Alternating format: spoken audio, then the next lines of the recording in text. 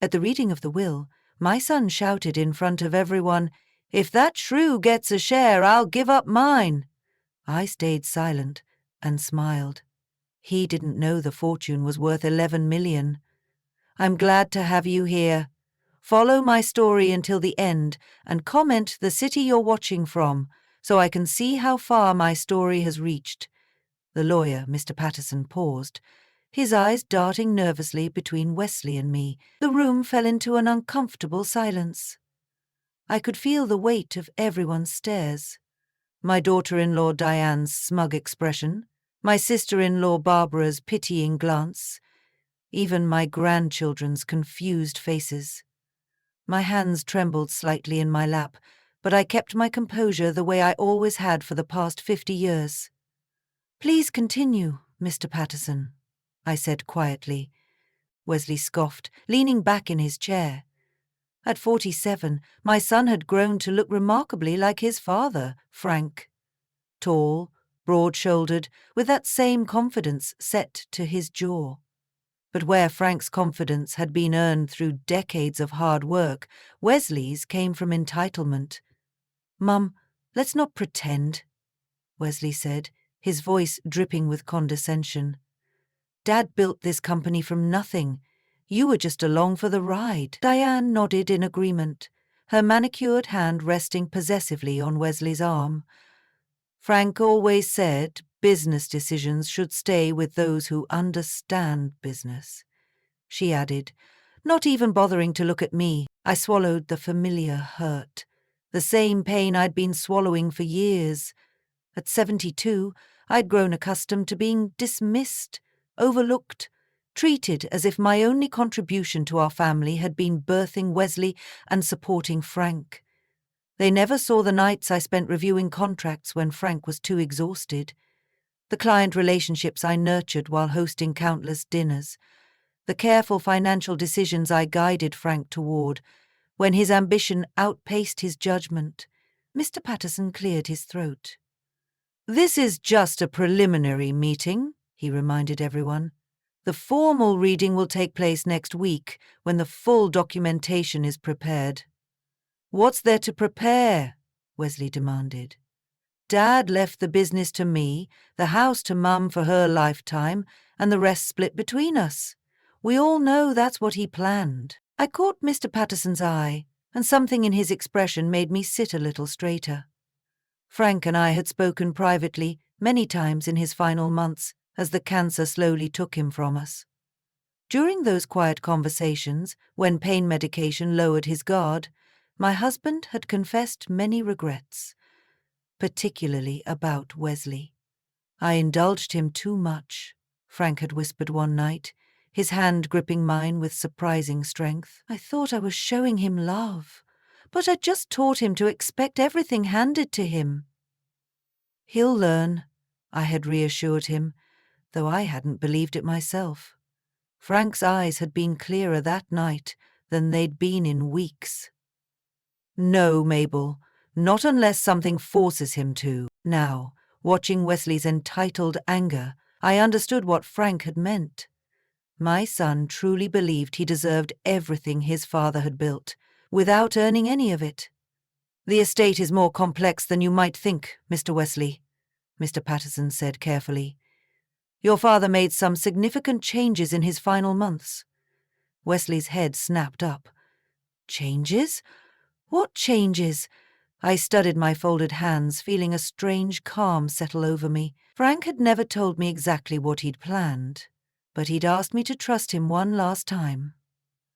"Wait and see, Mabel," he'd said, with that familiar twinkle in his eye that had first made me fall in love with him 50 years ago. "Just promise me you'll stand your ground when the time comes." "This is ridiculous," Wesley was saying now, standing up so abruptly his chair scraped loudly against the floor. "Whatever Dad did, I'll contest it if necessary. Mum has no head for business. She'd run the company into the ground in a month." "Wesley," I said softly, speaking up for the first time since his outburst, "your father built Harrington Manufacturing over 45 years.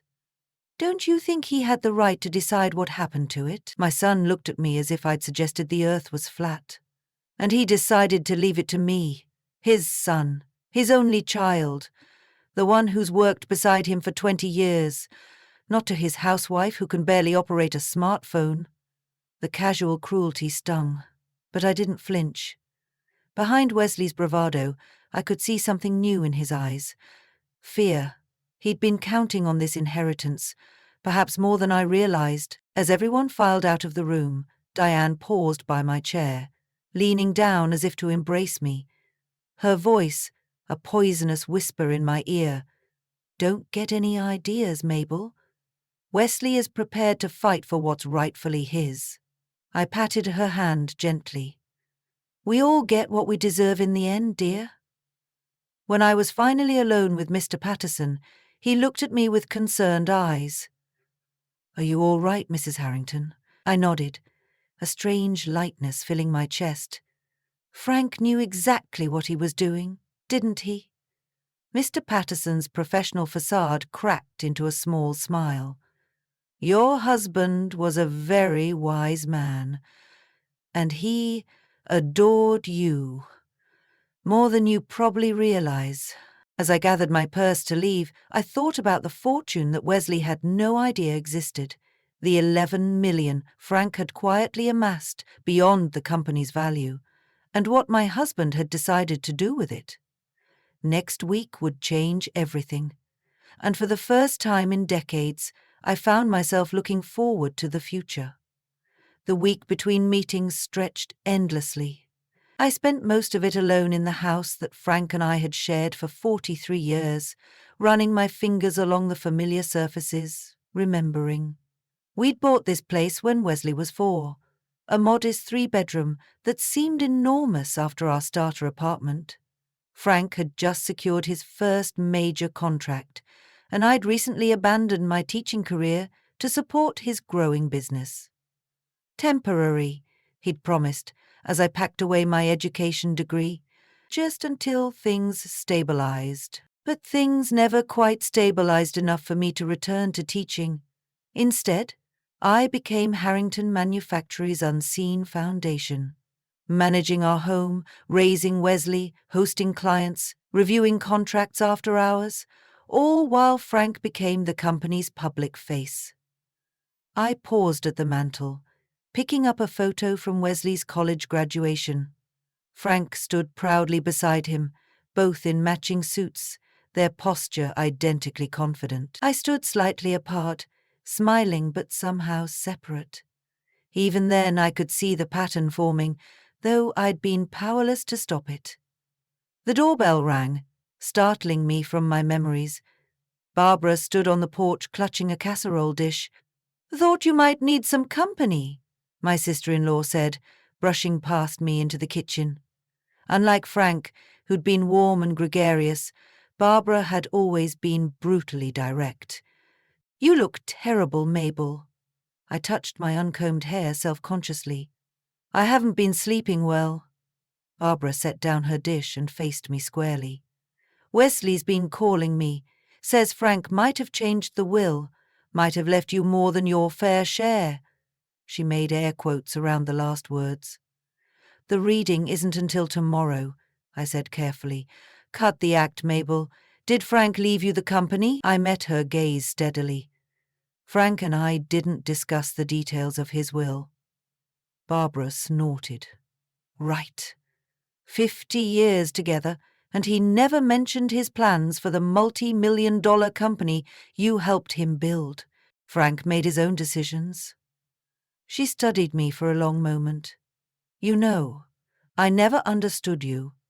You let Frank and Wesley walk all over you for decades. Even now you're defending them." I turned away, busying myself with making tea. "You didn't live my life, Barbara." "No, thank God," she muttered. "I would have left Frank the first time he took credit for my work, which, from what I observed, was sometime around 1980. The kettle whistled, saving me from responding.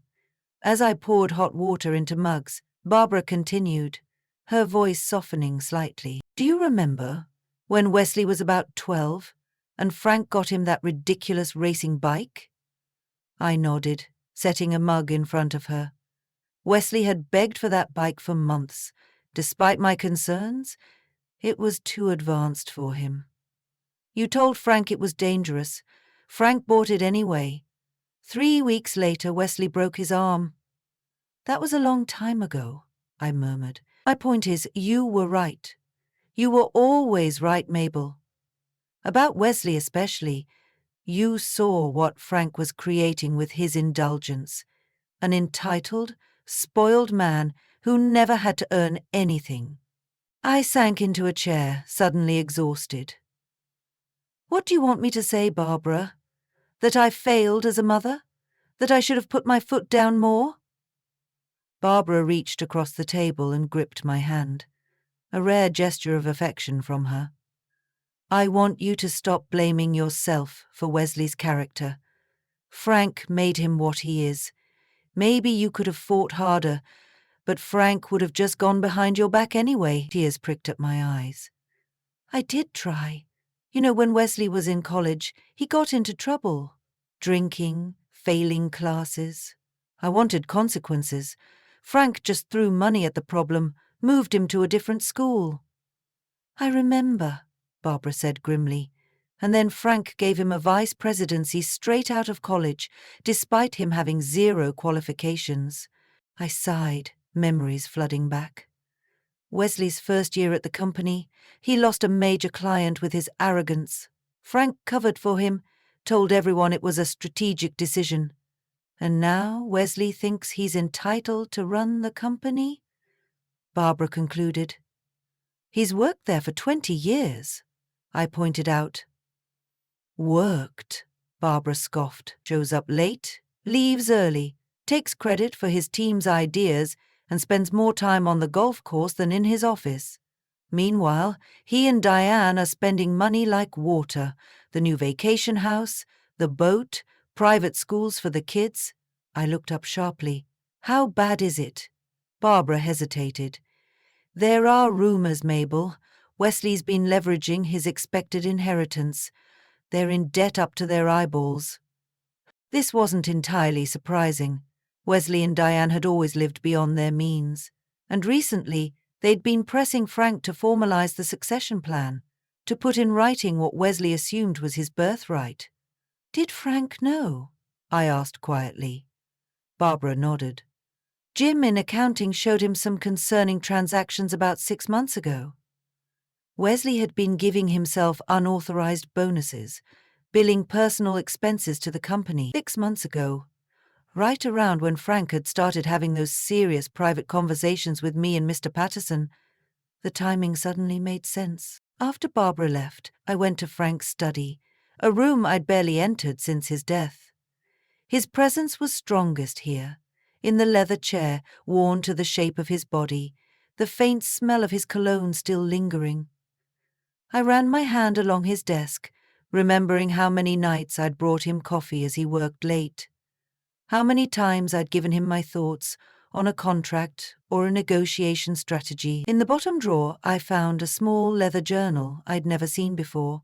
Inside, in Frank's precise handwriting, was a letter addressed to me. "My dearest Mabel," it began. "If you're reading this, I've already gone, and you're wondering if you've spent your life being a doormat. The answer is yes and no. Yes, I took advantage of your generosity and brilliance too many times to count. No, it wasn't your fault. It was mine, for being too proud to publicly acknowledge how much I needed you." The letter continued for pages. Frank's confession of how he'd realized too late the monster of entitlement he'd created in Wesley. How he'd watched our son manipulate and charm his way through life without developing any real substance. "I can't undo the past," the letter concluded, "but I can try to shape the future. Forgive me for the pain that's coming, but trust that it's necessary. Wesley needs to learn what you and I never taught him, that nothing valuable comes without earning it. I'm trusting you to be stronger than I ever was. All my love Frank. I closed the journal, my hands trembling. Tomorrow I would discover exactly what Frank had planned, and why Wesley was so afraid. The morning before the final will reading, I decided to visit my grandchildren. Wesley and Diane had always controlled my access to them, scheduling our interactions with the precision of international diplomats arranging peace talks. But today, I didn't call ahead. I simply drove to their sprawling Tudor-style home and rang the doorbell. The housekeeper, Maria, answered, her eyes widening at the sight of me. "Mrs. Harrington, I didn't know you were coming today. Is Diane home?" I asked, already knowing she would be at her weekly tennis lesson. "No, ma'am, just the children. They're finishing breakfast." I smiled warmly. "Perfect. I thought I'd surprised them." Maria hesitated, clearly uncertain whether to admit me without Diane's permission, but her respect for me as the family matriarch won out. She stepped aside. Emma and Jacob, 12 and 10, were sitting at the kitchen island, still in their pajamas despite it being nearly 10 o'clock. They looked up in surprise as I entered. "Grandma," Emma said, her voice uncertain, "Mum didn't say you were coming." "It's a surprise visit," I explained, setting my purse down. "I missed you both." Jacob, always the more affectionate of the two, slid off his stool and gave me a quick hug before retreating. Emma stayed where she was, watching me warily. "Are your parents round?" I asked casually, though I already knew the answer.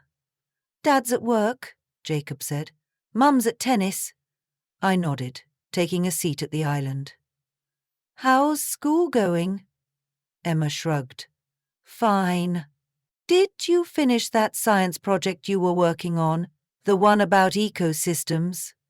Emma's eyes widened slightly. "You remember that?"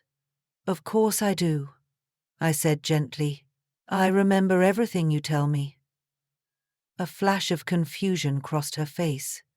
"But Mum said you don't really listen to us, that you're too distracted."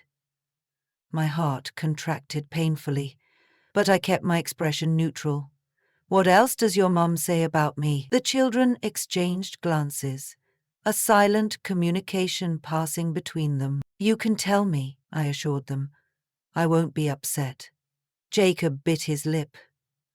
"She says you never really wanted Dad to be born, that you resented having to give up your job to raise him." The cruelty of the lie stole my breath for a moment. I had adored Wesley from the moment he was placed in my arms. Yes, I'd mourned my teaching career, but I'd never once regretted my son. Emma added hesitantly, "She says you tried to convince Grandpa Frank not to let Dad work at the company because you were jealous of him." I closed my eyes briefly, steadying myself. "Do you believe that?" Both children looked down at their cereal bowls. "It's okay," I said softly. "These are complicated grown-up issues, but I want you to know that I have always loved your father very much, and I love both of you more than anything." I spent the next hour really talking with my grandchildren, perhaps for the first time. Without Diane's hovering presence, they gradually relaxed, sharing stories about school and friends. I realized how little I actually knew about their lives, how successfully Diane had isolated them from me. As I was preparing to leave, not wanting to be there when Diane returned, Emma suddenly asked, "Grandma, are you and Dad fighting about Grandpa's money?" I paused, choosing my words carefully. "Your grandfather worked very hard all his life. He wanted to make sure his money was used wisely. Dad says you're trying to take what belongs to him," Jacob said bluntly. A wave of sadness washed over me. "Is that what he told you?" Emma nodded solemnly. "He was really upset. He said you never supported him like Grandpa did."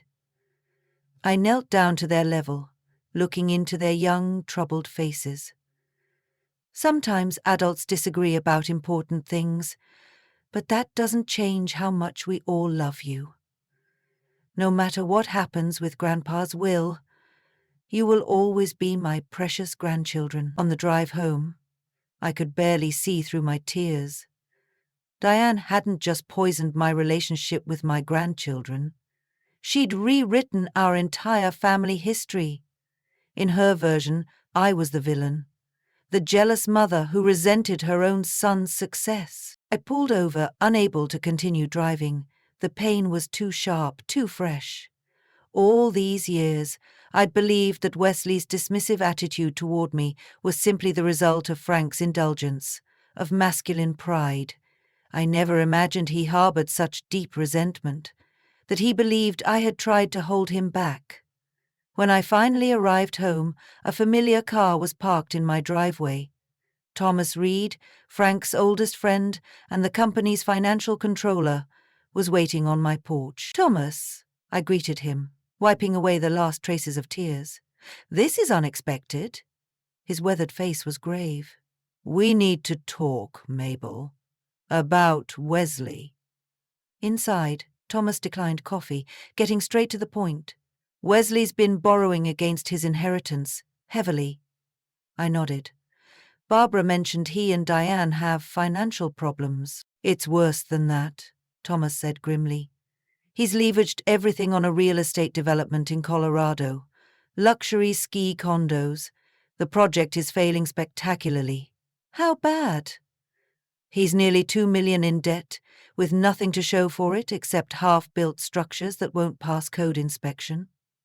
I sank into a chair. "Did Frank know?" Thomas nodded. "Frank discovered it about 7 months ago. Wesley had been embezzling from the company to cover his personal debts." "Embezzling?" The word felt like a physical blow. "Are you certain?" "I have the documentation. Frank confronted him privately.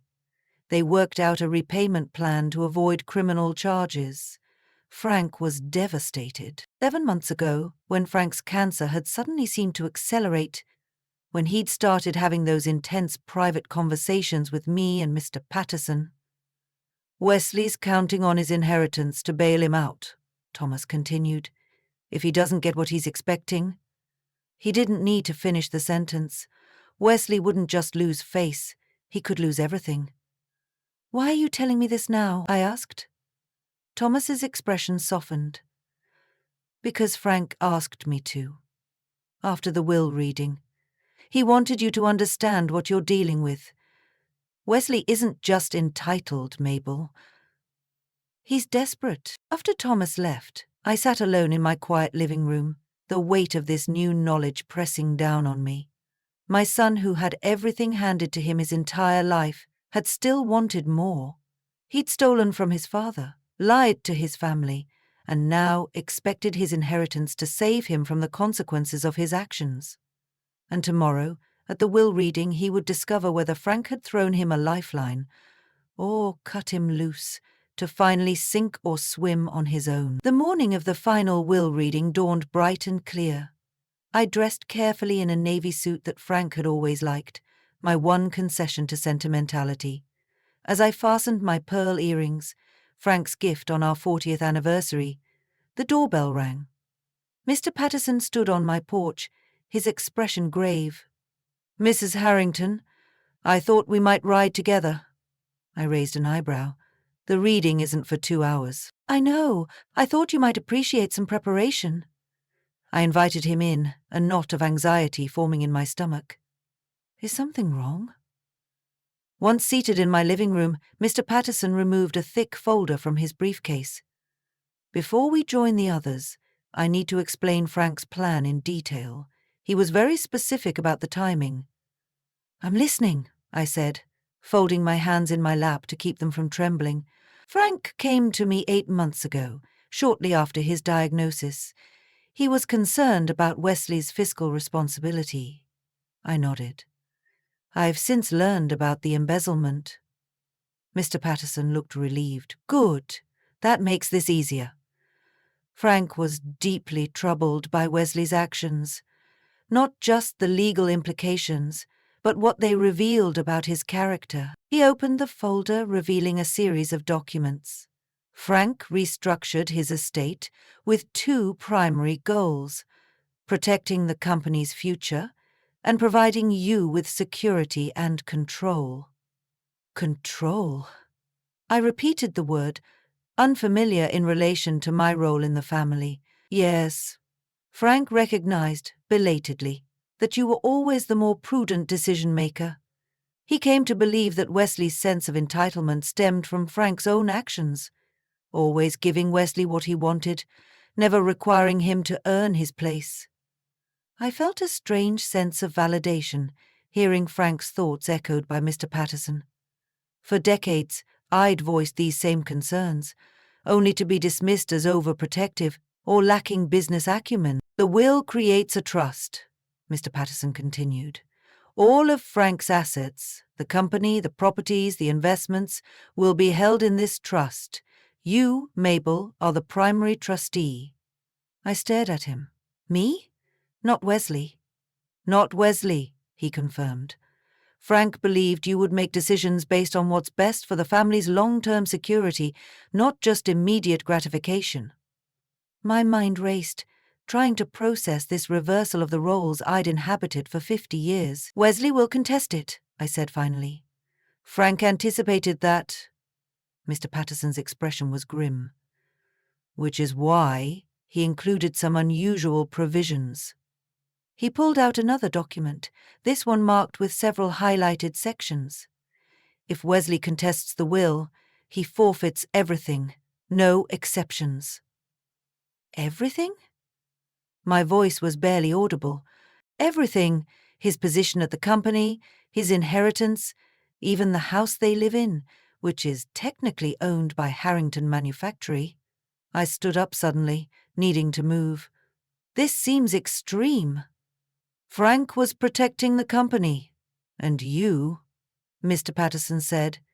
He knew Wesley would try to bully you into giving him control. This was his way of ensuring that couldn't happen. I paced to the window, gazing out at the garden Frank and I had tended together for decades. What about my grandchildren? Emma and Jacob shouldn't suffer for their father's mistakes. Frank thought of that too. Mr. Patterson pulled out yet another document. The trust includes provisions for their education and future security. Regardless of Wesley's actions, those funds cannot be accessed by Wesley or Diane under any circumstances. Relief flooded through me. Whatever happened, my grandchildren would be protected. There's more, Mr. Patterson said. About the 11 million. I turned back to face him. Yes? It's separate from the company assets. It's money Frank set aside over the years, investments that performed exceptionally well. Wesley doesn't know this money exists. I gathered that, I said. Frank mentioned it to me only once, in passing. This money is yours outright. Mr. Patterson explained. No trust, no conditions. Frank wanted you to have resources that were completely independent of the company. And Wesley. I sank back into my chair, overwhelmed. Why didn't Frank tell me any of this before he died? Mr. Patterson's expression softened. He said you might have tried to talk him out of it, that you'd spent a lifetime making excuses for Wesley, trying to keep the peace. That stung, partly because it was true. I had spent decades smoothing things over, making excuses, trying to protect the fragile peace of our family. There's a letter, Mr. Patterson added, pulling a sealed envelope from the folder. Frank asked me to give this to you before the reading. My name was written on the front in Frank's bold, decisive handwriting. I took it with trembling fingers but didn't open it. Some things were too private to share, even with Mr. Patterson.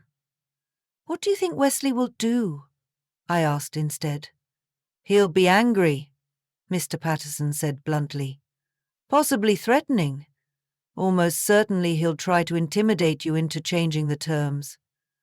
And if that doesn't work, then he'll try to contest it, despite the forfeit clause. He'll claim you manipulated Frank during his illness, that Frank wasn't of sound mind.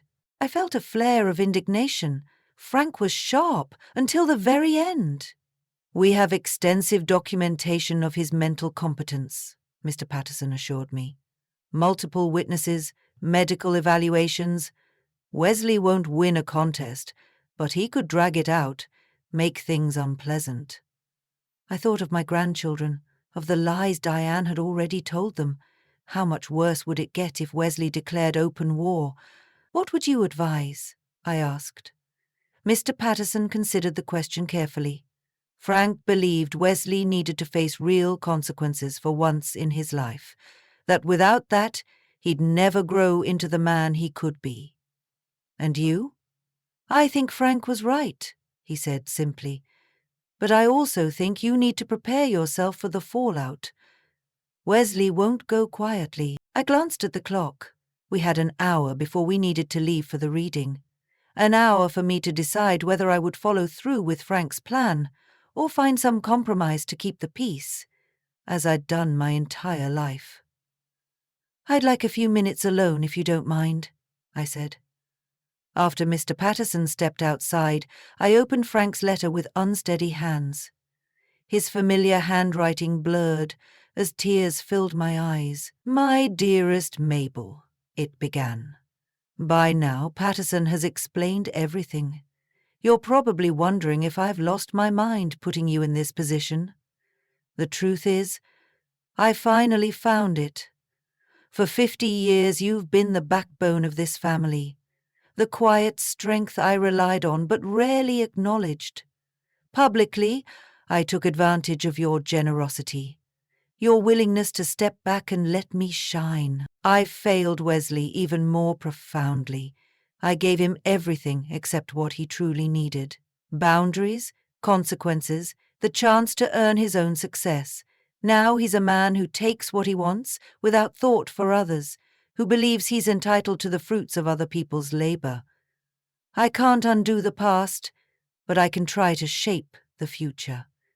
Wesley needs to learn what I never taught him, and you need to claim the authority you've earned through a lifetime of wisdom and sacrifice. It won't be easy. He'll fight. He'll rage. He'll try every manipulation he's ever learned. But Mabel, my love, you are stronger than you know. You've always been the true power in our family. It's time for everyone else to recognize it too. All my love, now and always, Frank. I folded the letter carefully, pressing it to my heart. Then I dried my tears, reapplied my lipstick, and went to tell Mr. Patterson I was ready. Frank was right. It was time to stop making excuses. Time to stop smoothing things over. For Wesley's sake as much as my own, it was time to stand firm. The conference room at Patterson & Associates was filled to capacity. Wesley and Diane sat directly across from me, both dressed impeccably. Wesley in a charcoal suit that matched his stormy expression, Diane in a cream-colored dress that probably cost more than most people's monthly salary. Barbara sat beside me, her presence a silent show of support. Various extended family members and company executives lined the walls, their curious gazes darting between Wesley and me. Wesley leaned across the table. "You look pleased with yourself, Mum," he said quietly, his voice pitched so only I could hear. "Did you and Dad cook something up during his last days?" I met his gaze steadily. "Your father was of sound mind until the end, Wesley." His eyes narrowed. "We'll see about that." Mr. Patterson entered the room, accompanied by 2 associates carrying stacks of documents.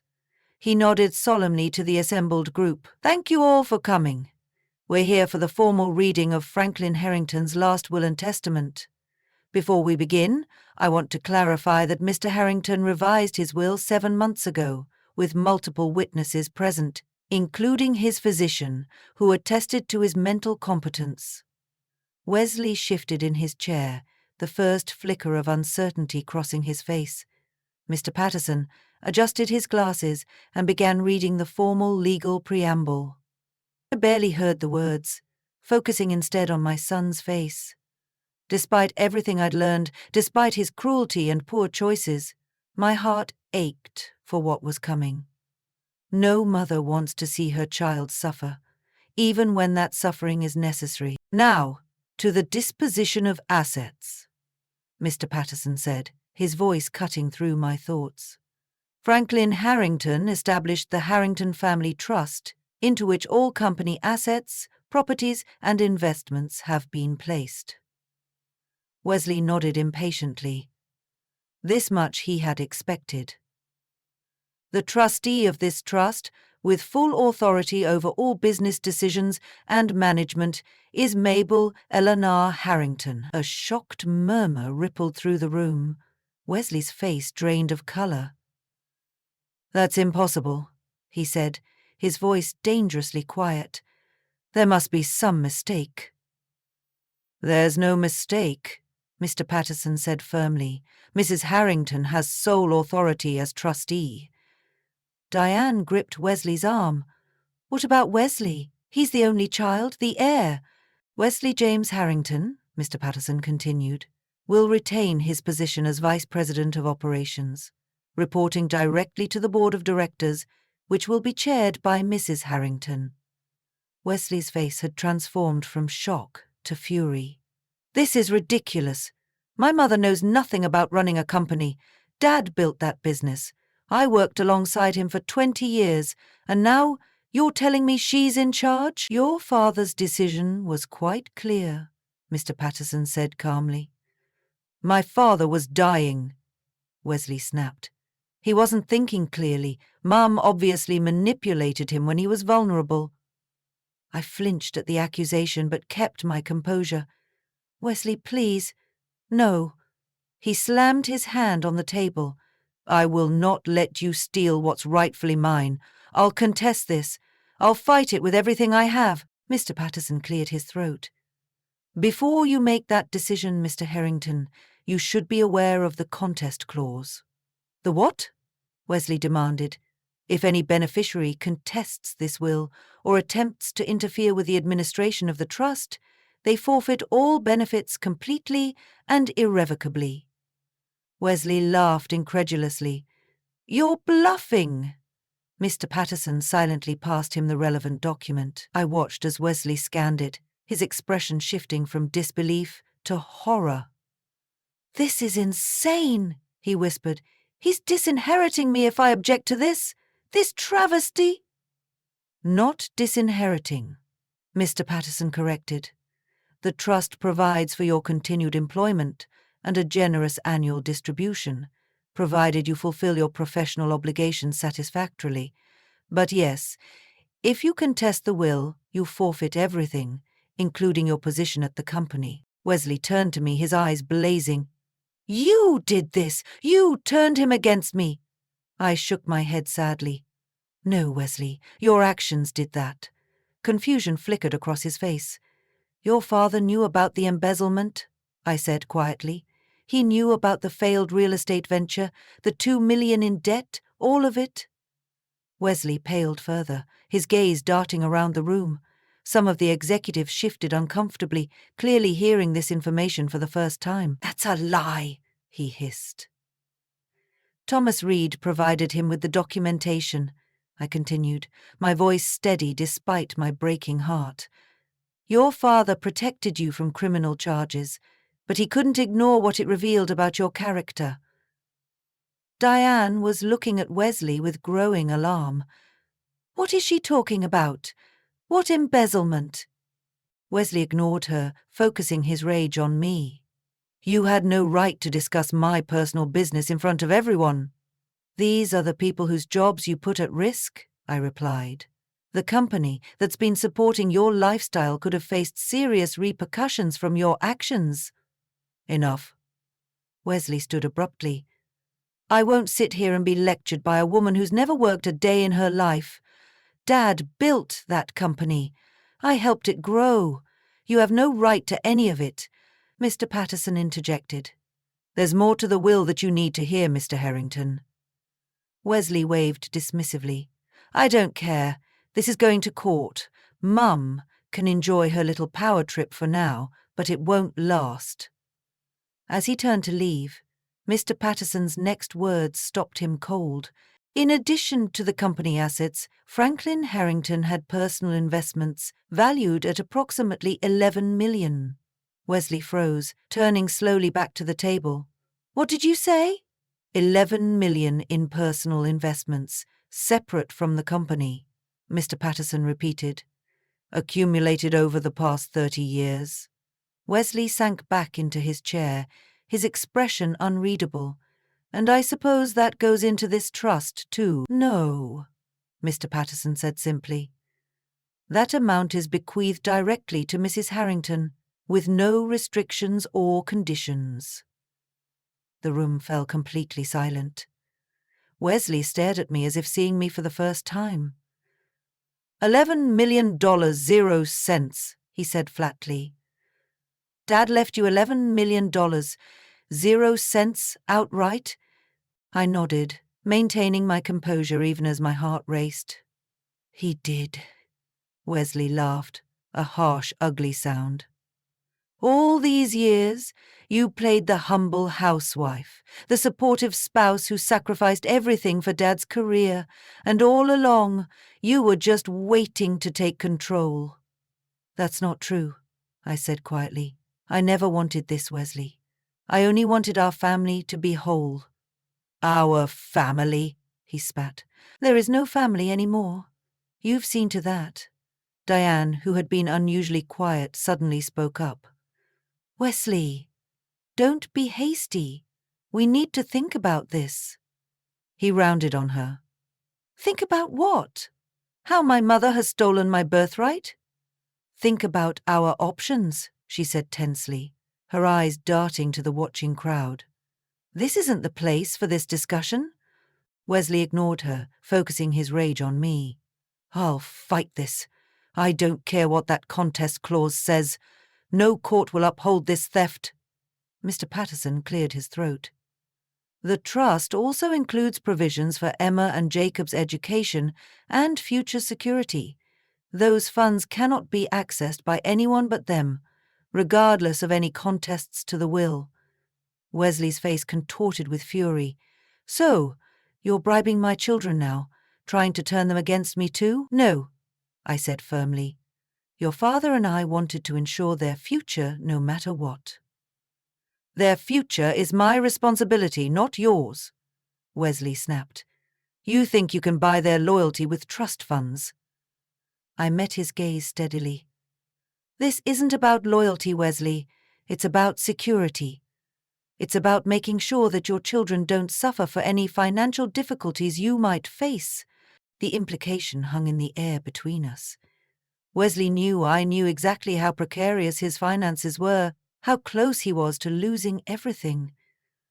This meeting is over, he said finally, standing again. Come on, Diane, we're leaving. As they stormed out, the room erupted in murmurs. I sat perfectly still, Frank's letter a reassuring weight in my pocket. The hardest part was done. Now came the aftermath. 3 months passed slowly. The initial shock of the will reading had rippled through our family and the company like a stone thrown into still water, creating waves that continued to spread outward. Wesley had consulted 5 different attorneys, all of whom told him the same thing. The will was ironclad.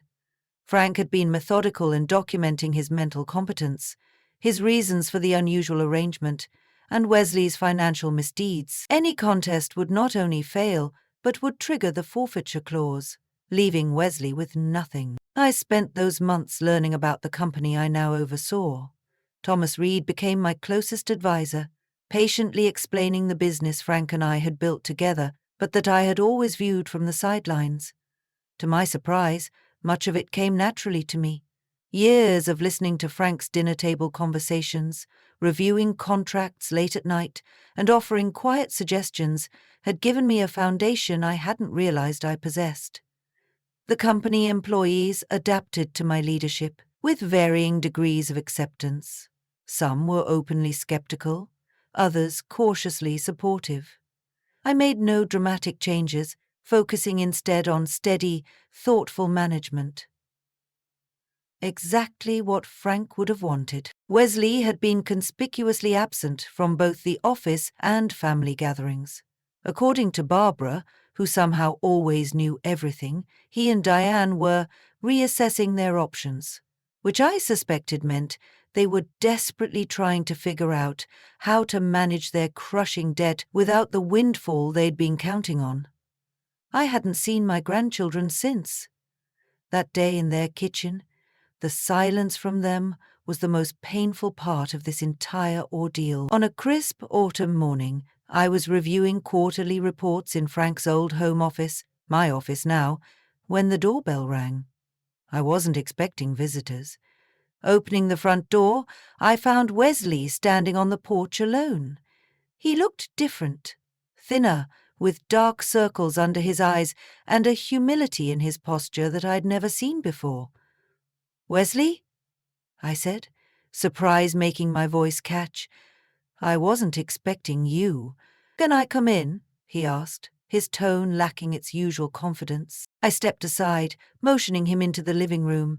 He sat stiffly on the edge of the sofa, declining my offer of coffee. "How are you?" I asked when the silence stretched too long. He laughed hollowly. "How do you think? My life is falling apart." I waited, sensing he hadn't come just to tell me that. "We lost the house," he said finally. "The bank foreclosed last week. Though I'd been expecting this news, hearing it still hurt. I'm sorry, Wesley." "Are you?" he asked, but without the venom I'd expected. "It's what Dad wanted, isn't it? For me to lose everything?" I shook my head. "Your father wanted you to understand the value of what you had. He wanted you to become the man he knew you could be." Wesley stared at his hands. "We're staying with Diane's sister for now. It's humbling, to say the least." "The children?" I asked, trying to keep the eagerness from my voice. "They're confused, angry. They don't understand why we had to leave our house, why they had to change schools." Guilt twisted in my stomach. "Wesley, I never wanted them to suffer."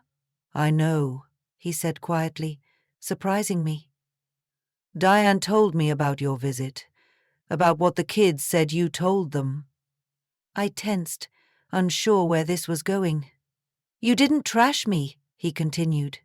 "You could have, but you didn't, even after everything I said about you." I reached across the coffee table, tentatively placing my hand on his. "You're my son. No matter what, that doesn't change." Wesley's eyes filled with tears, something I hadn't seen since he was a child. "I've made such a mess of everything, Mum, the company, my marriage, my children, security." "It's not too late to fix things," I said gently. He looked up sharply. "Is that why you think I'm here? To beg for money?" "No," I said honestly. "I think you're here because you're my son, and you're in pain." Wesley seemed to deflate, the last of his defensive anger dissipating. "Diane left," he said abruptly. "She's filing for divorce, says she didn't sign up for financial ruin." Despite everything Diane had done, I felt a pang of sympathy for Wesley. "I'm sorry to hear that." "Are you?" he asked again, and this time there was genuine curiosity in his voice. "After how she treated you? How she poisoned the kids against you?" "I'm sorry for your pain," I clarified, "and for what this means for Emma and Jacob." Wesley nodded slowly. "They're asking about you, you know, especially since Diane left. They want to know if the things she told them were true." Hope fluttered in my chest. "And what did you tell them?" "The truth," he said simply. "That their grandmother is a good person who loves them very much. That I've been unfair to you." Tears pricked at my eyes. "I'd like to see them, if that's possible." "That's partly why I'm here," Wesley admitted. "They need stability right now, people they can count on." The unspoken request hung between us. "They're always welcome here," I assured him. "And so are you, Wesley." He nodded, eyes downcast. I don't know what happens next, Mum. I've lost almost everything. My marriage, my home, probably my job too, once the board realizes how badly I've mismanaged my department. I considered my next words carefully. Your father left the company in my control because he trusted my judgment. If I judge that you deserve another chance, a real one, would you be willing to earn it? Truly earn it this time? Wesley looked up, a flicker of his old defensiveness crossing his face. What does that mean? It means starting over, I said firmly. A lower position, reduced salary, regular oversight of your work. It means proving yourself, not as Frank Harrington's son, but as an employee who brings value to the company. He was quiet for a long moment. And if I refuse? Then that's your choice, I said simply. The trust provides for Emma and Jacob regardless. You won't starve, but you won't have the life you've become accustomed to either.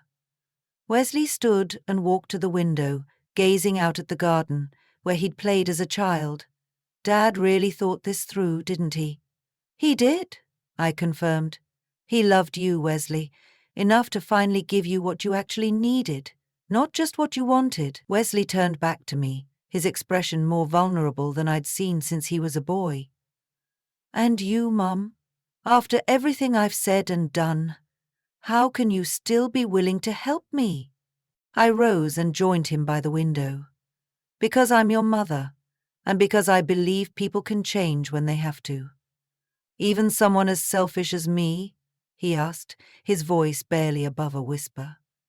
Especially you, I said, touching his cheek gently. Because underneath everything you're still the boy who cried when his pet goldfish died, who gave his allowance to a homeless man when you were 10, who held your newborn daughter like she was made of glass. Tears slid down Wesley's face. I don't deserve another chance. Maybe not, I agreed. But you're getting one anyway. What you do with it is up to you. 2 weeks later, Wesley moved into the guest house with Emma and Jacob.